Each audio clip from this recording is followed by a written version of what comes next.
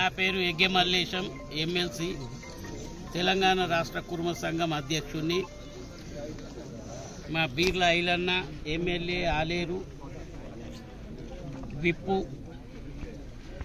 క్యామ మల్లేశ మొన్న ఇదే ప్రాంతంకి వెళ్ళి ఎంపీగా బీఆర్ఎస్ పార్టీకి వెళ్ళి పోటీ చేసిండు. ఆయన కూడా ఒక వర్కింగ్ ప్రెసిడెంట్గా, కుర్మ సంఘం వర్కింగ్ ప్రెసిడెంట్గా పనిచేసిండు. మా తుల ఉమా, మా జిల్లా అధ్యక్షులు చాలా మంది ఉన్నారు, 5-6 జిల్లాల అధ్యక్షులు వచ్చారు. వాళ్ళ కొమ్మూరి ప్రతాప్ రెడ్డి మొన్న ఇదే ప్రాంతం నుండి కాంగ్రెస్ పార్టీ అభ్యర్థిగా పోటీ చేసిండు. మిగతా పెద్దలు చాలా మంది ఉన్నారు. ఇగో అమ్మాయి బాబాయి, అమ్మాయి తాత. ఈ గురువన్నపేటలో జరగకూడని పరిణామం జరిగింది. ఇది మంచి పద్ధతి కాదు. అందులో ఇదేం సిటీ కాదు, ఇది ఒక విలేజ్లా ఒక చీమగుట్టె మందం విషయం ఏది జరిగినా దాగని విషయం. ఇది ఒక్క నిమిషంలో విలేజ్ మొత్తం పాకిపోతుంది. అసొంటి ఈ విలేజ్లా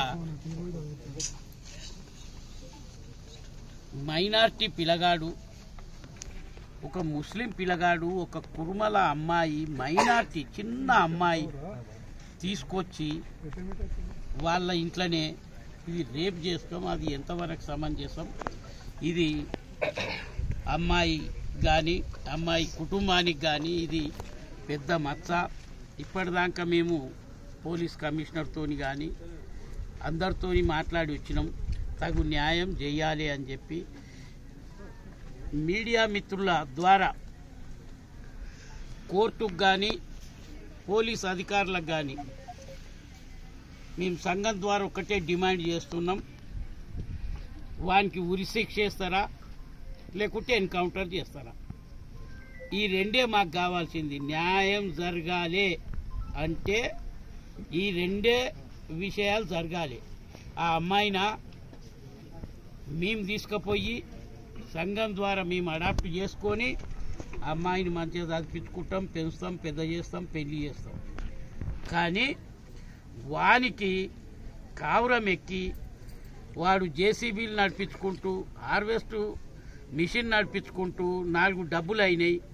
ఆ తండ్రి దగ్గరికి పోయి ఈ విధంగా ఉన్నది అని అమ్మాయి తండ్రి అడిగితే అయితే అయిందేమో, పో హాస్పిటల్లో చూపించుకోపో, ఏమైనా ఖర్చులు అయితే అంటే అంత మదమెక్కి ఉన్నాడు వాడు. కనుక ముందు ఆ పిల్లగాన్ని ఎన్కౌంటర్ చేస్తారా పోలీసు వాళ్ళు, లేక జడ్జే ఉరిశిక్ష చేస్తాడా? ఈ రెండు తప్ప వేరేది ఏదైనా ఆ అమ్మాయికి న్యాయం జరిగినట్టుగా మేము భావించము. అప్పటిదాకా కోర్టు తీర్పు, పోలీసు వాళ్ళ రియాక్షన్. ఇంకొకటి, ఊరు అనే వరకు ఎవరికి అన్యాయం జరిగినా ఊరు మొత్తం లేచి వస్తుంది. కులము మతము ఏది చూడరు. ఊరందరు లేచి వచ్చి, ఒక కులం కుర్మోలే కాదు, యావత్ కులం అందరు లేచి వచ్చి వారి కాలి ఒక్క పరద ముంగట కానొస్తూనే ఉంది. ఇల్లు మొత్తం కాలిపోయిందా? మీడియా మిత్రులు చూడవలసిన అవసరం ఉంది. ఒక్క పరద, ఆ బుర్కా వేసినట్టుగా పరదా వేస్తారు కదా, ఒక్క పరద తలిగిపోతే ఇంత సెక్యూరిటీ పెట్టిర్రు. మరి ఇంత ఘోరం జరిగితే ఏం యాక్షన్ తీసుకుంటారు మేము చూస్తాం. ఇది ఏది ఏమున్నా మేము వదిలిపెట్టేది లేదు, వాడిని ఇడిచిపెట్టేది లేదు. కనుక మా మీడియా మిత్రులకు అందరికి కూడా మీరు ఇది పైదాకా దృష్టికి తీసుకుపోవాలని మనవి చేస్తూ, గ్రామంలో జరిగినటువంటి ఇన్సిడెంట్ చాలా బాధాకరం. తెలంగాణలో ఇలాంటి చర్యలు ఎదుర్కొనడానికి పోలీసు యంత్రాంగాన్ని గౌరవ ముఖ్యమంత్రి ఎప్పటికప్పుడు అప్రమత్తం చేసిండు. అయినా కొంతమంది దుండగులు ఈ చర్యలకు పాల్పడుతున్నందున వాళ్ళకు చట్టం కఠినంగా శిక్షించాలని చెప్పి ఇలా తెలంగాణ రాష్ట్ర కుర్మ సంఘం ఆధ్వర్యంలో ఎమ్మెల్సీ ఎగ్గి మల్లేశం గారు, క్యామ మల్లేశం గారు, తులవమ్మ గారు, ఇక్కడ స్థానిక మాజీ ఎమ్మెల్యే కంటెడ్ ఎమ్మెల్యే ప్రతాప్ గారు, ఇంకా కుర్మ సంఘం అంతా కూడా ఇది ఒక కుర్మ కులానికే కాదు, ఆడజాతికి చాలా అవమానం. మైనర్ అమ్మాయిని ఈ రకంగా ఈ చర్యకు పాల్పడడం తీవ్రంగా మేము దీన్ని వ్యతిరేకిస్తున్నాం. చట్టం తప్పకుండా అతన్ని శిక్షించి మరి ఏ ఆడపిల్ల తెరువు కూడా ఎవరు కూడా మూర్ఖులు పోకుండా ఇదొక గుణపాఠం కావాలి. ఇప్పుడు మా పెద్దలు చెప్పినట్టుగా మీరు చట్టం ప్రభుత్వ పరంగా కూడా మేము కూడా గౌరవ ముఖ్యమంత్రి దృష్టికి తీసుకుపోతాం. అతన్ని ఎన్కౌంటర్ చేస్తారా, ఉరిశిక్ష చేస్తారా, చట్టపరంగా ఏ శిక్షకు అర్హుడైతే ఆ శిక్ష తొందరగా ఇంప్లిమెంట్ చేయాలి. ఇది రాష్ట్రంలో ఇంకొకరికి గుణపాఠంగా ఇంకొకరు చేయకుండా ఆడపిల్లల ముఖం చూడాలంటే ఎవరైనా ఈ రకంగా చర్యలకు పాల్పడాలంటే భయపడే విధంగా శిక్షను ఇంప్లిమెంట్ చేయాలని చెప్పి మేము కోరుతూ ఇప్పుడే ఎక్కడ అమ్మాయికి ఏదైనా ఇబ్బంది అయితే కూడా ఆ గ్రామం ఒక యూనిట్గా సిటీ టౌన్లో అయితే ఎవరు పట్టించుకోకుండా గ్రామాల్లో ఇప్పుడు కూడా కుల మతాలకు అతీతంగా ఐక్యత అయ్యేదన్న సంఘటన అయితే ఇలా ఆవేశాలతోటి కొంతమంది యువకులు ఆ ఇంటి మీద దాడి చేయడం అంటే అప్పుడు జరిగినటువంటి ఒక మైనర్ అమ్మాయికి జరిగినటువంటి ఆ విషయంలో కొంతమంది యువకులు ఆ ఇంటి మీద దాడి చేయడం జరిగింది. అయినా ఆ ఇంటిని ఏం డ్యామేజ్ చేయలేదు, చిన్న పరద కాలిపోయింది. 14 మంది మీద కేసు అయిందని తెలిసింది. ఇప్పుడే సిపి గారు చెప్పడం జరిగింది. సిపి గారు కూడా సానుకూలంగా స్పందించి మేము తగు చర్యలు తీసుకుంటామన్నారు. ఏదైతే ఆడపిల్ల విషయంలో ప్రతి ఒక్కరూ బాధ్యతగా పనిచేయాలి కాబట్టి కొంతమంది ఆవేశాలకు పోయి ఆ చేసేందుకు కూడా వాళ్ళ మీద కేసు పెడితే తప్పకుండా అది తీసేయాలి. ఎందుకంటే ఆడపిల్లలను కాపాడుకో బాధ్యత ప్రతి పౌరుని మీద ఉంది. కులం మతం అతీతంగా కూడా ఆడపిల్లలను కాపాడుకోవాలి కాబట్టి తప్పకుండా ఇది ప్రభుత్వం దృష్టి మీద తీసుకుపోయి అతన్ని కఠినంగా శిక్షిస్తాం. మీ ఇక్కడ కుటుంబానికి కూడా భరోసా ఇచ్చి మా సంఘం నుంచి పెద్ద మనుషులు కూడా ఆ అమ్మాయికి అన్ని విధాల ఎడ్యుకేషన్ పరంగా కానీ అవసరమైతే వివాహ పరంగా కూడా మేము చర్యలు తీసుకుంటాం. ఏ ఆడపిల్ల కూడా ఇట్లాంటిది కావద్దని చెప్పి ఈ తెలంగాణలో లా అండ్ ఆర్డర్ మెయింటైన్ చేసే విధంగా మరొకసారి ఎవడైనా ఆడపిల్ల వంక చూస్తే అతను గుడ్లు బీకి అవసరమైతే ఎన్కౌంటర్ చేసే విధంగా చట్టాన్ని ఇంప్లిమెంట్ చేస్తామని చెప్పి తెలియజేస్తూ ఇప్పుడు ఆ కుటుంబానికి భరోసా ఇవ్వడం జరిగింది. నా పేరు క్యామా మల్లేష్. నేను మొన్ననే బీఆర్ఎస్ పార్టీ భువనగిరి పార్లమెంట్ నుండి పోటీ చేయడం జరిగింది. మొన్న శుక్రవారం రోజున మైనర్ మా కుర్మ కులానికి చెందిన అమ్మాయిని విచిత్రం ఏమిటంటే గతంలో దుర్మార్గమైనటువంటి దిశ అత్యాచారాన్ని చూసినాం, అడవిలో చేసారు. కానీ ఒక కుర్మ కుల అమ్మాయిని పట్టుకొచ్చి మైనర్ అమ్మాయిని వాళ్ళింట్లోనే అత్యాచారానికి పాల్పడితే ఈ అహంకారం ఈ దుర్మార్గుల దుశ్చర్య ఏ విధంగా పోతుందో ఒకసారి ప్రభుత్వం కూడా ఆలోచించాలి.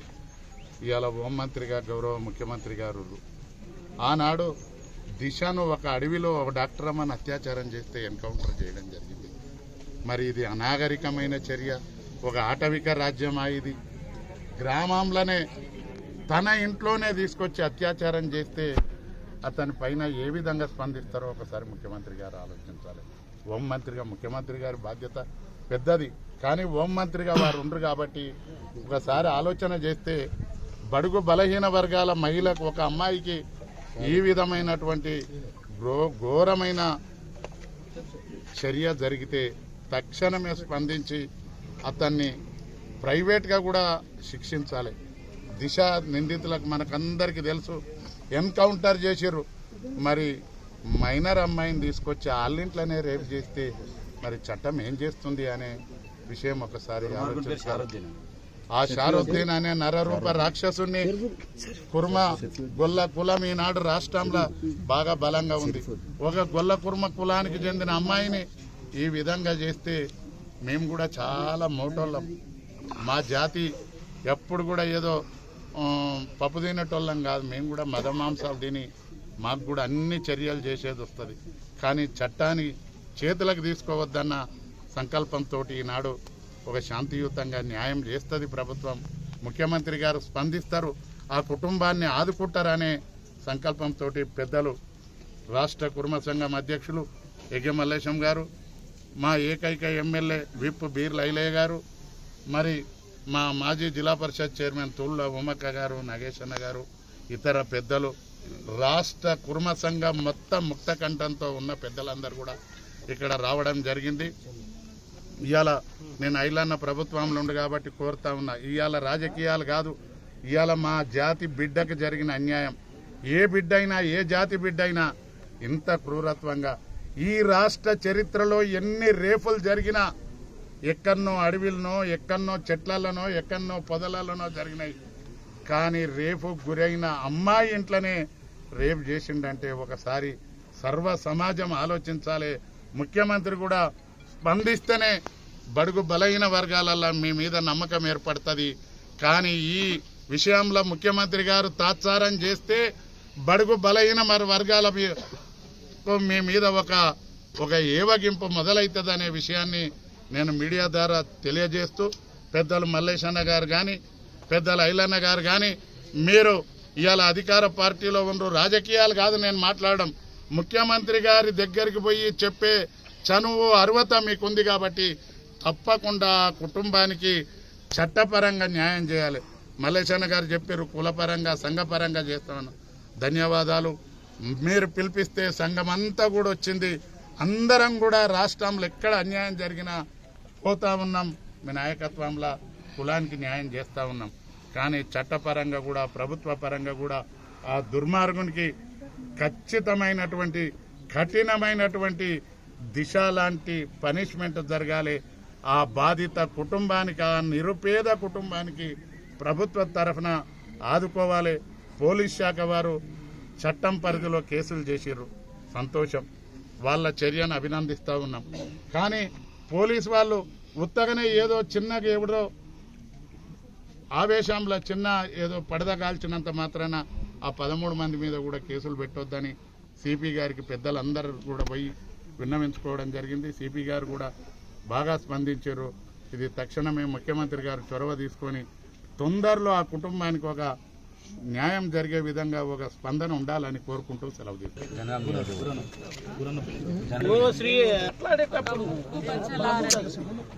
చిన్న పాప 11 సంవత్సరాల అమ్మాయి.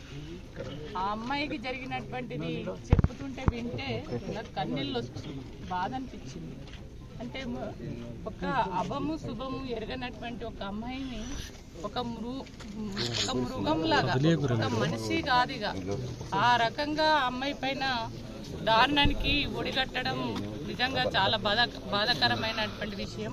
కాబట్టి వెంటనే ఇట్లాంటి సంఘటనలు మళ్ళీ భవిష్యత్తులో ఎవరిపైన కూడా జరగకుండా ఉండాలంటే వాడికి ఖచ్చితమైనటువంటి పనిష్మెంట్ అనేది ఇవ్వాలి.